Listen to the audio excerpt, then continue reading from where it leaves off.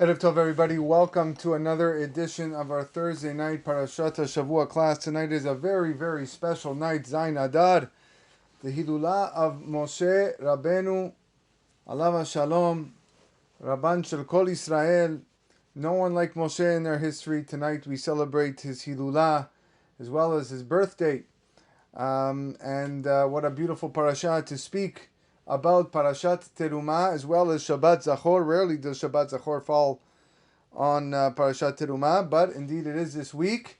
And Moshe is given the command to build the Mishkan. He actually assigns Betzalel to set it up and be the master architect.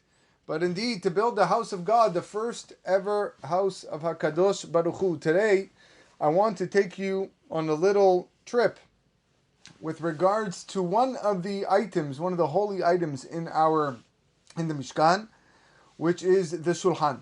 The Shulhan is the table that had on display the holy bread, the 24 breads that were there, and had a lot more significance, as we're going to see as we go through tonight's class. So let's look at the Pesukim.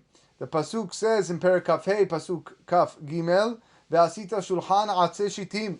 The Shulchan shall be made of wood, Shitim wood. Amatayim Orko, Ve'amar Ochbo, Ve'amar Bachetzi Komato. 2 cubits in length, a cubit in width, and a cubit and a half in height. Ve'tipita oto zahav tahor. You shall cover it with pure gold. Ve'asita lo zer zahav saviv. And as well, you shall make for it a golden wreath all around, a crown, so to speak, around the shulhan. Ve'asita lo miskeret tofach saviv. And as well, you should make a frame, 1 tefach, all around. Ve'asita zer zahav lemiskarto saviv. And you should again make a golden wreath for its frame all around. Okay, so these are the psukim with regards to the shulhan, and we're going to go nice and deep like we normally do on Thursday night. I hope you're ready. The Gaon Ahida of Chaim Yosef David Azulai, whose Hilulah is actually very soon, next week actually, the cites the Rabbeinu Ephraim, one of the Rishonim, regarding the juxtaposition of the Shulhan, the mitzvah to build the Shulhan, and the mitzvah that came prior to that, the mitzvah to build the Aron, which housed the Luchot. There it also said, Ve'asu Aron Atzeh Shitim. And the juxtaposition, quoting the Chidah quotes, is that it is imperative to speak divrei Torah at one's meal. When you're sitting at a table, when you're sitting at a shulhan, and you're having your meal, it is so important to speak words of Torah that is housed in the Aron, and that's why they are connected. In fact, very famous Mishnah that we're going to expand upon a lot tonight, Mishnah in the third parak of Masechet Avot, many of you are familiar with. Rabbi Shimon Omer, Rabbi Shimon bar Yohai says, Shelosha she'achelu al shulchan echad velo ameru alav divrei Torah. 3 people that ate at the same table and did not recite words of Torah. Ke'ilu achelu mizivchem etim, is as if they ate the offerings of the dead. Has v'shalom. Shnei emar, as the pasuk says, Ki kol shulchanot maleu kitzoah beli makom. For all the tables are full of vomit and filth, without the omnipresent, without the makom HaKadosh Baruch Hu. Aval shelosha she'achelu hashulchan echad ve'amru alav divrei Torah. But 3 people who sit on the table and do recite words of Torah, keilu achelu mishulchano shel makom Baruch Hu. It's as if they ate on the heavenly table, the table of HaKadosh Baruch Hu, blessed is He. Shneimar, vaydaber elai zeh hashulchan asher lifnei Hashem. Pasuk says, He said to me, this is the table that is before God. So let's enhance this idea brought down by the Rabbeinu Ephraim that was quoted by the Chidah, based on a statement found in the Zohar. You have to understand that brachot, blessings, and all sustenance and parnasah emanate from the Shulhan. It emanates from this item in the Mishkan, in the Bet HaMikdash, upon which the Lechem HaPanim were placed. And this beracha then spread to all the tables of Klal Yisrael, says the Zohar. This was on the condition, however, that they would speak divrei Torah on the table. And by doing so, they would impart a form of kedusha to their tables, resembling the kedusha of the Shulchan in the Bet HaMikdash. A summary of the Zohar translated You know, what does it mean? V'asu aron atzeh shitim. The Shulhan was located in the Mishkan, and it was imbued with a blessing, a beracha from above, the source of blessing. And from it, all sustenance spread out throughout creation. And the Shulhan cannot be bare for one moment. In the Mishkan and the Beit HaMikdash, it always had to have the lechem hapanim on it, because beracha does not exist in a vacant place. It has to be sitting in a vessel. It has to be sitting in a kli. So that's why bread has to be on it at all times, because this will ensure that there will be constant blessing from above. All the tables in the world that are blessed on its account, on the account of the Shulhan that is found in the Beit HaMikdash. And that is how a person's table should be when he blesses HaKadosh Baruch Hu, to ensure that all the beracha comes down and showered upon him. It cannot appear bare. That's why we laden our table with delicacies and wonderful food and drink. And as well, lo kol sheken al had kama vekama, words of divrei Torah, if they're not spoken on the table, it is despicable to be on a table. That's what the words of the Zohar says. And not only that, prohibited to recite the beracha at such a table. This is, in summary, what the Zohar says. Now we have a better understanding of what Rabbeinu Ephraim's message was. The construction of the Shulchan was juxtaposed to the construction of the Aron to emphasize the importance of speaking Divrei Torah at one's table during the meal. In merit of speaking Divrei Torah at one's table, it's now imbued with a Kedusha similar to that of the Kedusha of the Shulchan in the Mishkan. Berachot and sustenance and parnasah are now transmitted to one's table, and consequently, it's truly similar. It's akin to dining at the table of HaKadosh Baruch Hu, the source of all bounty, the source of all berachot. Let's try to understand now what Rabbi Shimon Bar Yochai meant in his Mishnah. 3 people who ate at the same table and did not speak Divrei Torah, it's keilu achelu mizivchei metim. It's like they ate the offerings of the dead. Kikol shulchanot maleu kitzua, all the tables are filled with vomit and filth for those people that don't say Divrei Torah. But 3 people who did eat at this table, it's as if they ate the table of HaKadosh Baruch Hu. 3 people that did say Divrei Torah are as if they ate at the table of HaKadosh Baruch Hu. I want him to do something to you, brought down in the name of the holy Baal Shem Tov Zecher Tzadik V'Kadosh Livracha, and brought down actually in one of the Sefarim on the Haggadah Shel Pesach. He says, he looks at the word Shelosha She'achlu al Shulchan Echad, 3 people that eat on one table and don't recite Divrei Torah. Ki'ilu achelu mizivchei metim. It says as if they eat from the offerings of the dead. Now, there's no question, it's deplorable that they sat at a table and didn't share any words of the Torah. Okay, problem number 1. No question, no one's denying that. But his question is, what justifies the punishment? What justifies the description? Why is it considered as if they eaten the offerings of the dead? So look what the Baal Shem Tov says. Unbelievable. Amar Baal Shem Tov. So he quotes the Mishnah. Perush. This is the explanation. Ki hamet mitgalgel b'ma'achal adam. The reason is because the deceased, a person who dies, reincarnates into human food. Why so? Kedei sheyomru alav divrei Torah. So that words of Torah will be spoken while it's being served and consumed. Ve'al yedei zeh, and through that, those words of Torah, mehaye oto hamet shehaya begilgul zel.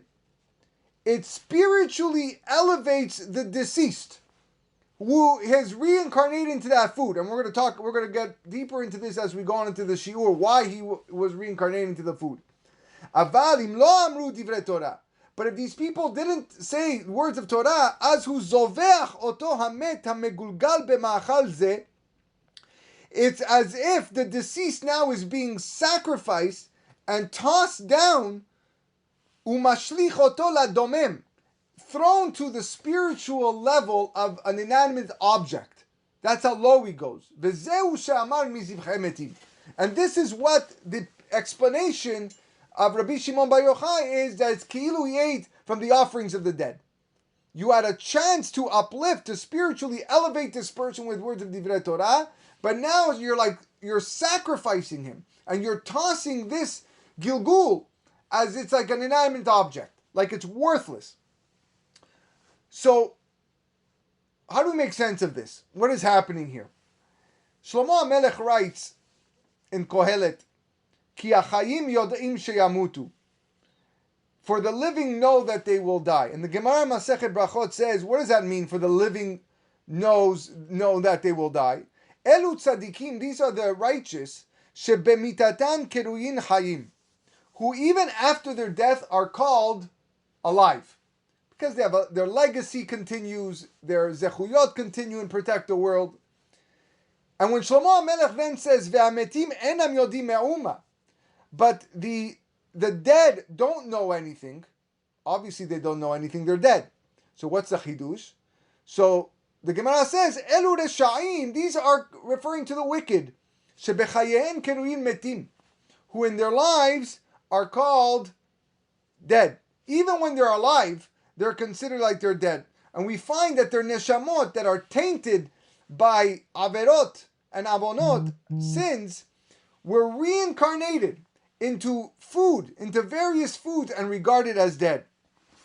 So we can conclude and say that by saying words of Torah on a table, the purpose is to rectify that neshama, is to perform a tikkun, to provide spiritual elevation, like the words of the Baal Shem Tov, for the neshamot of the dead that have reincarnated into the food, in order so that they can be considered alive. His wording was mehayeoto, to bring spiritual life to the food, to the neshama, to the gilgul. Because if divrei Torah are not spoken, and therefore a tikkun is not given, then these neshamot are doomed. And now they remain dead within the food. Kilu achelu mizivchei metim, without any chance of tikkun. And therefore those who consume the food without affording them a tikkun are described as if they ate offerings of the dead. So this is a deep explanation of that Mishnah. R Pinchas Friedman, who we speak a lot on Thursday night, our shiur, brings an amazing explanation regarding this idea of sinners that are being reincarnated into food, and our obligation to elevate them out of that by saying Divrei Torah on the table.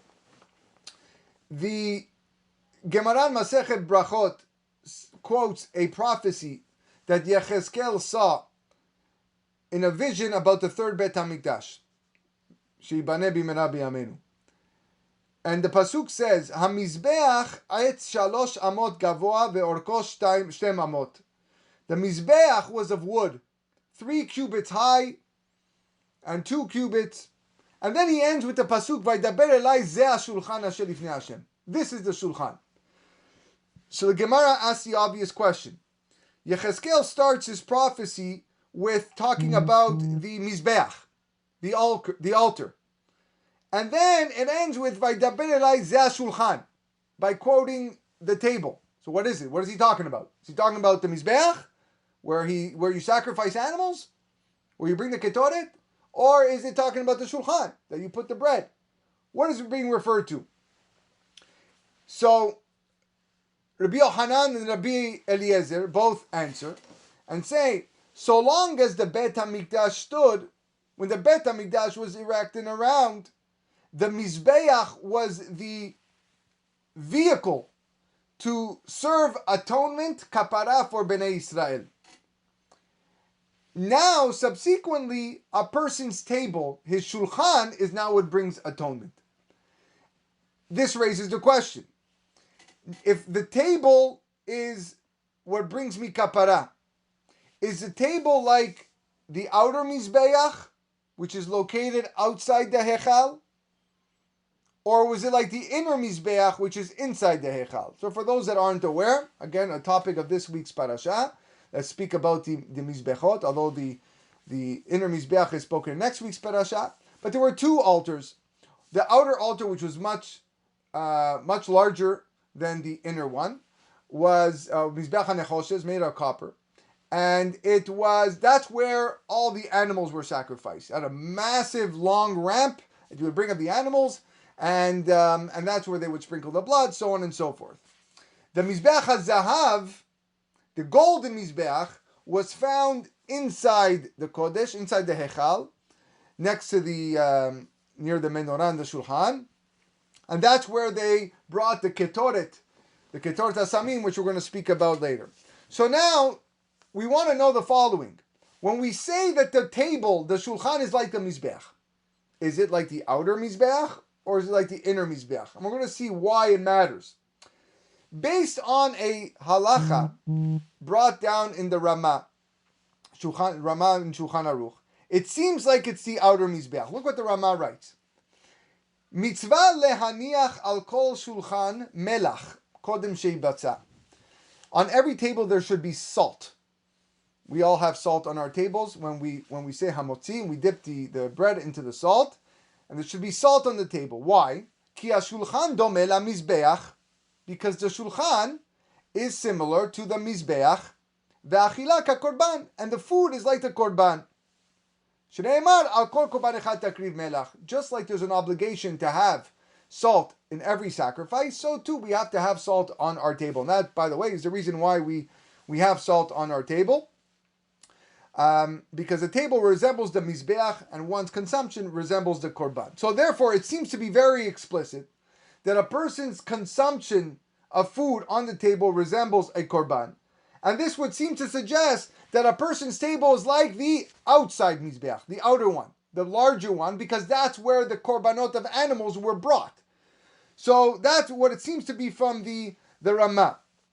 In fact, when the Chachamim explain why a person's table atones for him like the mizbeach, they write, when one consumes the meat of an animal for the sake of Hashem, l'shem shamayim, the tikkun that takes place as a result is greater than as if he brought the animal on the mizbeach himself. Eating from the animal is greater than bringing the animal on the mizbeach, if it's done l'shem shamayim. So we see, again, that the consumption of food can elevate the animal to a spiritual level of man, possessing the capacity of speech. Amazing. So that's one way of looking at it. One possibility that the Shulchan represents the outer Mizbeach. Comes along the Vilna Gaon and says something unreal. And he says, same pasuk, Patach ba Mizbeach v'siyem ba Shulchan. The verse in Yechezkel started with the Mizbeach and ended with the Shulchan, and quoted the same thing, Kol zman shebet HaMikdash kiyam Mizbeach mechaper Yisrael. When the Bet HaMikdash was around, it was the Mizbeach, and now we have the Shulchan. Very nice. Look what he says. He says, based on the Pesukim of the Ketoret that we recite every single day, Vayomer Hashem el Moshe, Kach lecha samim. Hashem said to Moshe, take yourself spices. Nataf, ushchelet, chelbena, samim, ulvona zaka. 4 spices. Nataf, shchelet, chelbena, and levona. Ve'asita ota ketoret. And you shall make the ketoret, rokach ma'aser rokach memulach tahor kodesh. You shall make into ketoret a spice blender, mixed, pure, and holy. Beautiful. The Torah only lists the ketoret in 4 spices. That's all. Again, nataf, shchelet, chelbena, samim, ulvona, levona. Those are the only 4. But we know that our Chachamim, in the Tanu Rabbanan that is listed, add an additional 7, totaling 11 spices. And there are 11 spices of the Ketoret that were taught to Moshe Rabbeinu at Sinai. So what does it mean? Why would the Torah only list 4 out of the 11? It must be that the 4 actually specified in the Torah represent the basis for the remaining 7 that are included with them. Look what the Vilna Gaon says on this statement of the Gemara. So long as the Bet HaMikdash was around, the Mizbeach atoned for Israel. Now the table atones for him. So we see that the person's table possesses the capacity to atone, similar to the Ketoret. The Ketoret has the ability to atone.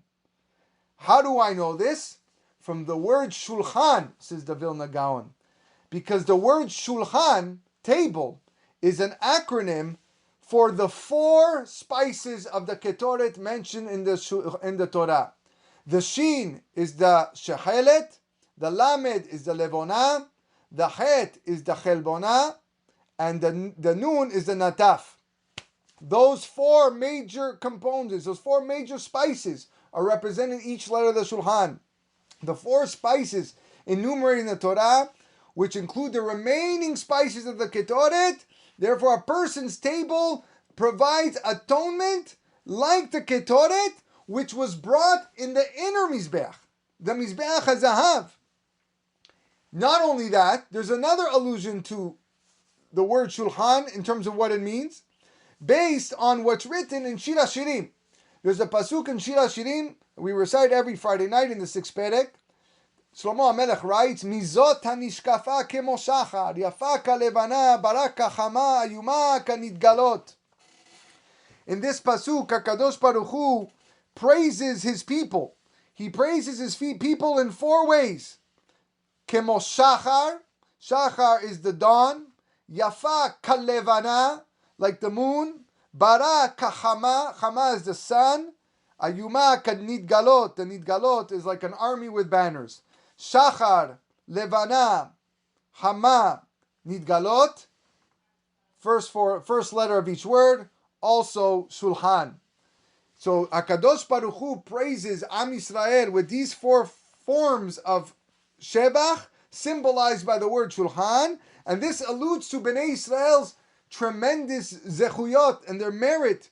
They sanctify the table that they dine upon with the kedusha of the ketoret, and that's why the Shulhan symbolizes the four primary spices, shechelet, levona, chelbona, nataf. So what does it mean? It seems that the Vilna Gaon is teaching us a huge chidush, that the pasuk that opened up with the Mizbeach and concludes with the Shulhan conveys a message that in Galut, a person's table provides kaparam like the Mizbeach. But it's not like the outer Mizbeach. It's the inner Mizbeach where the Ketoret is burned. And that's alluded from the word Shulhan. Is there a way to reconcile the two opinions? On one hand, we brought that statement from the Ramah in Shulchan Aruch that told us we have to have salt on the table because the food is like the Korban. And that seems to imply it's the outer Mizbeach. Maybe we can. The Vilna Gaon is not saying that the table that a person dines upon only resembles the Mizbeach where the Ketoret is burned, but rather man's actual eating, the consumption is likened to the consumption of the outer Mizbeach, where the Korbanot were sacrificed, but the table itself is like the inner Mizbeach, like representing by the four letters of the four spices of Ketoret. And that's what kind of makes sense in the Ramah. Let's read that line in the Ramah again. Ki hashulchan domeh lamizbeach. The table itself is similar to the Mizbeach HaKetoret, because on the Mizbeach we offer those four spices, Shin, Lamed, Chet, Nun. Ha'achila kakorban. But the food that is eaten, the consumption, is like the korbanot that is brought on the outside Mizbeach. So we see that maybe we can reconcile the two. In fact, we can add an additional proof that a person's table represents both the outer Mizbeach and the inner Mizbeach at the same time. The Ben Ish Chai, Rabbeinu Yosef Chaim Baghdad writes in his Sefer Od Yosef Chai, in the name of the Rashash, Rav Shalom Sharabi, he says amazing. Gam noda ki bazman shebet hamikdash kayam haya lanu shte mizbechot. When the Bet HaMikdash was around, there were two altars, the copper and the gold. Sheu pnimi le'akriv ketoret. The one on the inside was brought to ketoret. Vechitzon lakorbanot olot midin musafin. The one on the outside was for all the other sacrifices. Velachen hora lanu Rabbeinu Arashash. And Rabbeinu Arashash teaches us Shekol Adam yeh nizhar lilmod al shulchano, that every person should be careful to learn at his table, betoch haseudah, during the meal, parashat haketoret, uperek ezeu mekoman. The Rashash writes that a person should learn the parasha of Ketoret, representing the inner Mizbeach, and as well the perek of ezeu mekoman, the set of Mishnayot that deal with all the korbanot that are brought on the outside Mizbeach, on the Mizbeach HaChitzon, to correspond to both Mizbechot. So So far, so good. Let's go one step deeper and see if we can connect everything that we said tonight about the Mizbeach, about the Shulhan, and the fact that it can atone. So long as the Bet HaMikdash stood, the Mizbeach provided the atonement. But now, a person's table atones for him. What exactly does the table atone for? What sin does it atone for? The Gemara in Masechet Yoma, Daf Mem Gimel Amud Aleph, that speaks about the service of the Kohen Gadol on Yom Kippur, writes the following.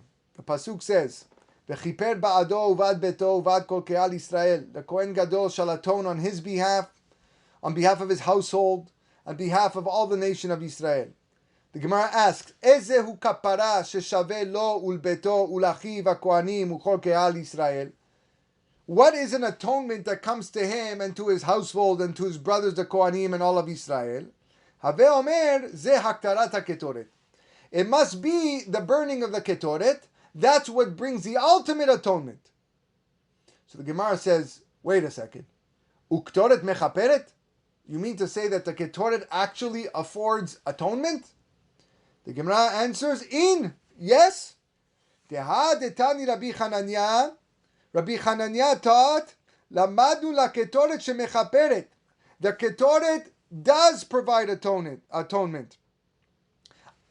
Tana Rabbi Ishmael al ma ketoret mechaperet.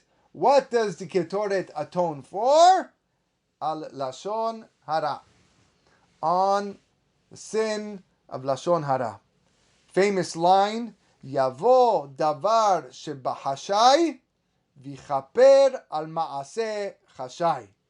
Let something that is offered in private, like the ketoret is offered inside the hechal, where nobody sees, come and atone for an act that is committed in private, that of Lashon Hara.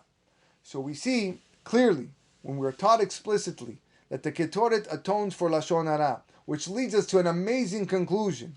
When it says, now, today, without a Bet HaMikdash, a person's table is what atones for him, they mean that it atones for the Lashon Hara. How? How can we embellish this idea that a table atones for Lashon Hara?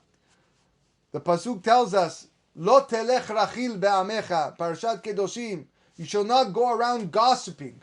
And Rashi says on this pasuk, it was the habit of those who spoke Lashon Hara to do so when?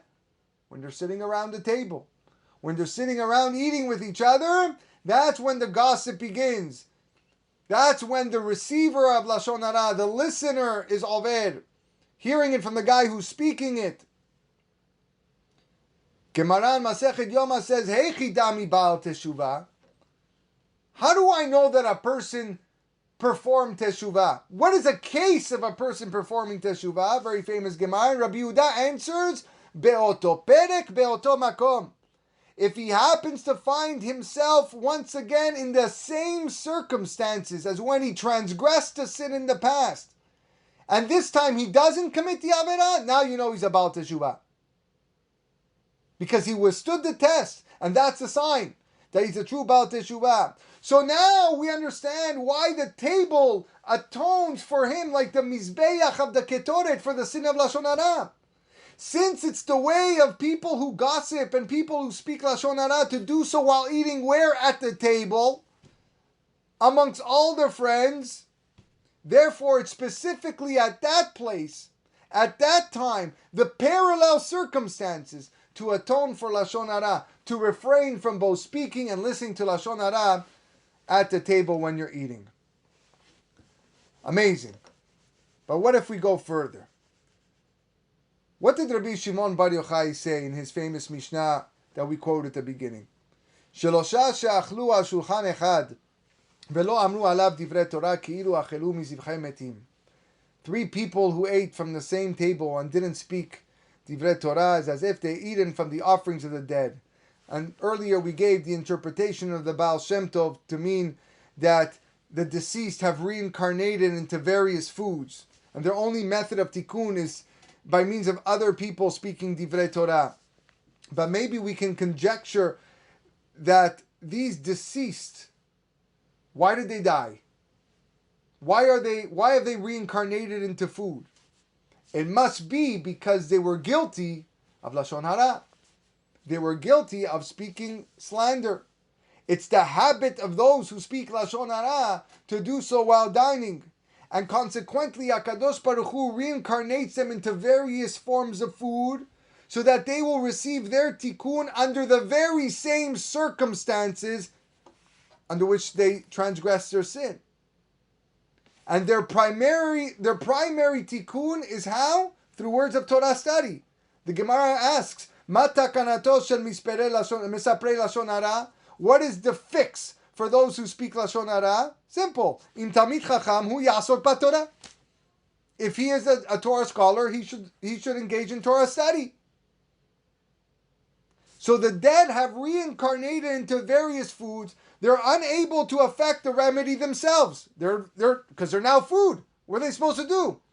So HaKadosh Baruch Hu's infinite mercy, Rachamim, Chesed, he arranges for 3 people to dine at the same table. 3 people who also require tikkun for Lashon Hara. How do I know that those 3 people require tikkun for Lashon Hara? Gemara Masechet Ba'abatra says that there are 3 transgressions which every man transgresses to some extent every single day. Hirhur Avera, thoughts of sin, Iyun Tefillah, lack of concentration while praying, Ve'Lashon Hara, and Lashon Hara. So Gemara asks, Lashon Hara sal kadatach? You mean everyone says Lashon Hara every single day? There must be some good people there around. So Gemara answers, you're right. Ela avak Lashon Hara. Avak Lashon Hara is the dust of Lashon Hara, something that is not explicitly Lashon Hara, but has some aspects to it. So HaKadosh Baruch Hu arranges all of this so that they will speak Divrei Torah at the table, which atones for the Lashon Hara just like the Mizbeach of the Ketoret did. And in the process, they will also be metaken, rectify the deceased that were guilty in Lashon Hara. Maybe that's why Rabbi Shimon Bar Yohai said 3 people who eat at the same table. You ever ask yourself why 3 people? Why 3? Why not 4? Why not 2? Why not 8? What's special about 3? Why does HaKadosh Baruch Hu arrange for precisely 3 people, 3 individuals to rectify the deceased who committed the sin of Lashon Hara? And the answer is famously because Lashon Hara Horeget Shlosha. Brought down the Rambam as well. Rabbi Shimon says, Lashon Hara kills 3. Ha'omro, the one who says it. Ha'mekablo, the one who receives it, the listener. Ve'ane'emar alav, and the one which is being spoken about. That's because the object of the Lashon Hara, the one who's being spoken about, also requires tikkun. He was instrumental in the act of Lashon Hara, which led to his demise. It not only led to his demise, it led to the demise, of course, of the perpetrator, of the one saying it, and the listener who received it. Had he not been culpable, they would have not been speaking Lashon Hara to begin with. So he must be guilty in some way. So God arranges what? All 3 individuals, the 3 that Lashon Hara kills, to dine at the same table in order to provide tikkun for who? The 3 dead individuals who are now in food as a result of transgression of Lashon Hara. Unbelievable. One last piece.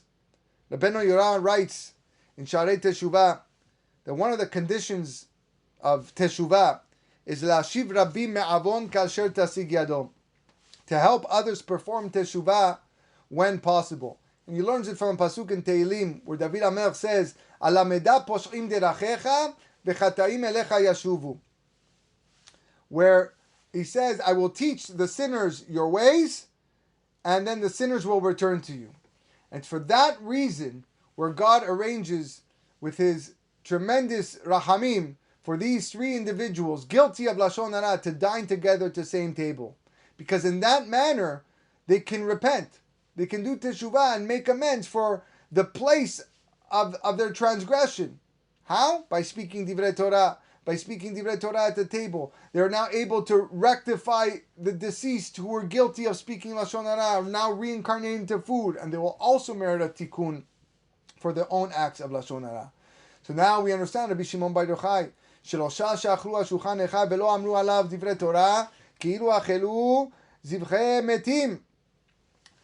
That they're doomed to remain dead. The people that have died as a result of the Lashon Hara that they spoke, and now they're reincarnating to food. You had an opportunity to rectify it. You had an opportunity to bring the Reshaim back, to bring them to do Teshuvah, and you didn't do so. But the three people, שלושה שאכלו על שולחן אחד ואמרו עליו דברי תורה, כאילו אכלו משולחנו של מקום ברוך הוא, שנאמר בי דבר אליי זה השולחן אשר לפני השם. And he intentionally quotes that pasuk of Yechezkel. And he said to me, this is the table that is before Hashem. Ze ha-shulchan asher lifnei Hashem. From which the Gemara says that a person's table atones for him like the Mizbeach used to atone. That's the inner Mizbeach. The Mizbeach where the ketoret was burned. The Mizbeach that was before HaKadosh Baruch Hu in the Hechal, in the Kodesh. That burned the ketoret of Shulhan, of the Shechelet, Levonah, Chelbena, Nataf, the four holy spices, alluding to the fact that a person's table, yes, does indeed resemble the Mizbeach upon which the ketoret was burned. Seeing as the ketoret atoned for Lashon Hara, so too, a person's table also atones for Lashon Hara. And how do we do that? We do that with words of Torah. I end with the following beautiful allusions, remazim, that the word Shulhan spells also the word lenahash, for the snake. And we know the snake represents the source of all Lashon Hara, being of the evil speech that he spoke, convincing Chava to eat from the tree. Whenever we speak about Nahash, it always has to do with the Lashon Hara. The Shulhan is the same letters as Lenahash, but the Lamed precedes the Nahash. The Lamed stands for Limud. Lamed is Lelamed, Lomed, to learn. Limud of Torah. When a person has a Divrei Torah, when a person speaks Torah on his table, he is able to overcome the Nahash. He changes the Nahash to the Shulhan. Where then the Lamed, the Limud, is now embedded inside the word because it represents the nucleus of what your table should be. What our meals need to be about, what it should be centered around. In fact, what is the Shulchan made of? The Shulchan is made out of the word of Atzeh Shittim. Shittim wood. Shittim is 359. And Nahash is 358. Again, the Shulchan has one number more over the Nahash. That is what our goal needs to be when we sit on our Shabbat tables, our Yom Tov tables, or even our weekday tables. When you come home from work and you're sitting with your children or your grandchildren or just your spouse, how was your day? It's so easy to just start talking about all the bad things that happened and how this coworker bothered you and how this employee drove you nuts and talking bad about him and I got a text message, a phone call. Lashon Hara, for what purpose? It's time to speak words of wisdom. It's time to find the Lamed. It's time to find the Limud of the Shulchan, because the Shulchan, you have the opportunity to bring atonement for all the Lashon Hara, unfortunately, that surrounds us throughout the day. The Avak Lashon Hara that is spreading minute after minute, unfortunately. It's an opportunity, a great opportunity for us to atone for that through the sitting around the Shulchan. How? Shlosha she'achlu hashulchan elai ve'amru divrei Torah. And they said divrei Torah. And then our table becomes a very holy table. Our table becomes one like the Mizbeach, where we offer the holy ketoret. And more than that, it's even the table of HaKadosh Baruch Hu, Shulchano Shel Makom. Bezrat Hashem, through tonight's class, we will have the zechut, we will have the koach to fight the urge to speak evil speech and slander on our tables. Our tables should only consist of divrei kedusha, words of holiness, words of Torah, and through that we will be zochet to, like Yechezkel said, the third Bet HaMikdash with a new Mizbeach and a new Shulchan, bigger and better than ever. Amen. Ken Yiratzon. Wishing everybody a wonderful night. Be well.